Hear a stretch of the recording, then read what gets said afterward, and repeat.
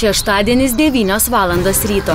Dzūkijos miškuose būriuojasi jaunuoliai, nusprendę išbandyti jėgas 2 dienų bandomajame žygyje, kurio tikslas išrinkti tinkamiausius vykti jubiliejinę 10-mečio ekspediciją Misija Sibiras. Iš beveik 800 norinčiųjų į žygį pakviestas kas 10. Sveiki, aš Ieva, dirbu Lietuvos ambasadai Paryžiuje ir pernai pėsčiomis nuėjau 700 km. Labas, esu Linas ir taip stebiu, kad bene vyriausias misionierius tarp jūsų. Sveiki, esu Kasparas, operos solistas, jeigu bus liūdna, sakykit, padainuosiu.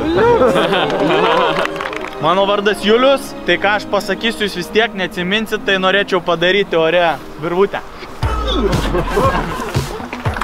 Kiekvienas nešasi mažiausiai 10 kg sveriančią kuprinę ir didžiulę viltį būti išrinktas. Kodėl norite į Sibirą?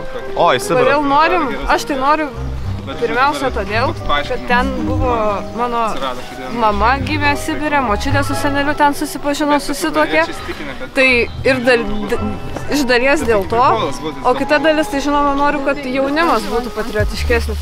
Pasirodo pirmosios kliūtys – įkalnės ir nuokalnės. Žygiavimo greitis apie 4,5 km per valandą. Tempo mažinti nevalia.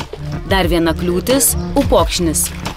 Jeigu atvirai, aš labai džiaugiuosi šauktinių kariuomenės sugrįžimu, nes kiekvienais metais toks vaizdas, kad tempas bandomųjų žygių vis lėtėja.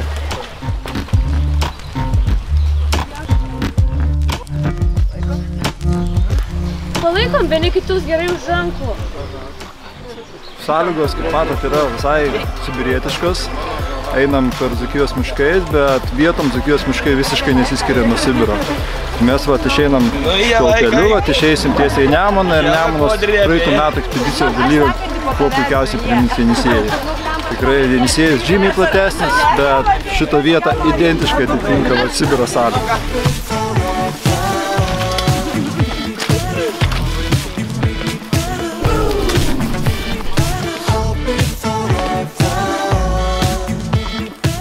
Veda žmogus Terminatorius. Dabar ką tik įveikėm sudėtingiausią atkarpą prie Nemuno, sušlapom, bet žygiuojam toliau. Vis dėlto bandomojo žygio esmė ne tik nueiti kilometrus, bet ir sutvarkyti partizaninio judėjimo vietas. Vanago grupės partizanai šovė Kalnėnų miške 1949-aisiais. Vakarop žygeivių laukia naujas iššūkis – senosios kapinės. Čia grinai toks pavyzdys kapinių, kokių mes pamatom Sibire. Ir po netrumpo darbo jos tiesiog patampa panašios į kapinaitės.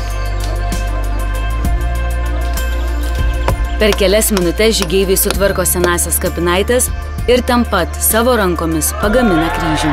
Ir surinko, surikiavo, ir surinko, surikiavo, ir surinko, surikiavo šautuvai. Per 2 dienas bandomojo žygio dalyviai Dzūkijos miškais ir pelkėmis įveikė 51 km. Skaitmenizavo ir sutvarkė senąsias žydų kapines, aplankė istorinės partizanų vietas ir kryžių ansamblį Klepočių tragediją atminti. Iškentę nuovargį, skausmą, saulę ir lietų, sekmadienio vakarą laimingai pasiekė finišą. Kas 5 iš jų tapo 10-mečio ekspedicijos Misija Sibiras dalyviu.